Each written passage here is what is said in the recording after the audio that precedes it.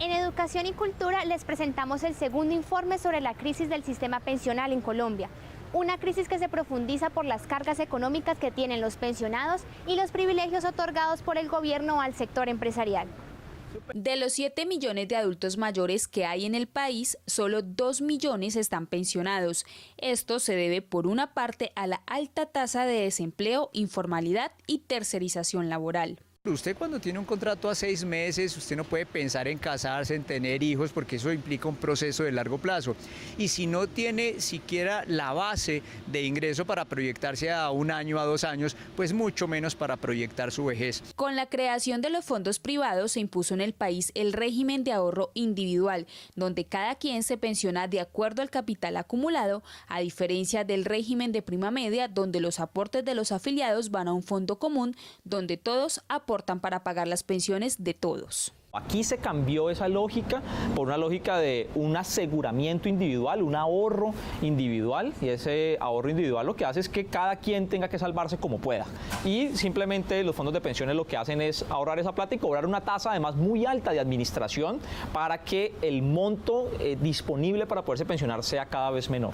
2 millones de pensionados es una cifra muy baja, pero a esto sumémosle que el incremento anual de su mesada se realiza en base al índice de precios al consumidor y no con el incremento del salario mínimo. De entrada ya tienen menos de lo que recibe un trabajador. A lo largo del tiempo, esa ley 100 de 1993 nos impuso que nuestros incrementos no se establecieran sobre el incremento cada año que se le hacen a los trabajadores del salario mínimo en términos porcentuales, sino que nos aplicaran el IPC. Eso ha llevado a que nuestras pensiones cada vez vayan en caída libre. Desde 1993 a la fecha hemos perdido el 35% del poder adquisitivo de nuestras mesadas pensionales. Al caído caerle, porque además los pensionados, después de haber laborado durante años, deben realizar un aporte a salud del 12%, es decir, un 8% más de lo que cotizaban cuando eran trabajadores. Cuando éramos trabajadores aportábamos un 4% y ahora se nos obliga entonces adicionalmente a aportar un 8% adicional. Con esa rebaja, con ese costo que nos sacan a nosotros para la salud, que es el 12%, lo que queda es muy poco para el consumo.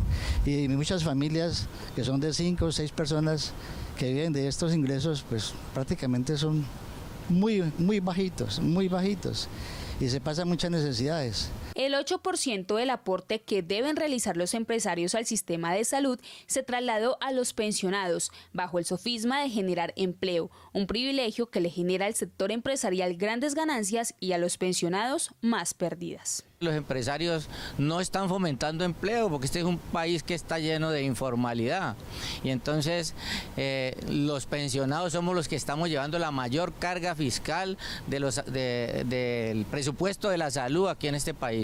El desempleo y la informalidad, sumado a la privatización del sistema pensional y a las pírricas mesadas que reciben más del 80% de los pensionados del país, son parte de la crisis que hoy afecta a los más viejos, pero que mañana nos afectará a todos. Si las cosas siguen como van, vamos a tener una bomba social. En 15 años vamos a tener cerca de 15 millones de personas mayores de 65 años sin la más mínima posibilidad de subsistir, sin el más mínimo ingreso, absolutamente desprotegidas.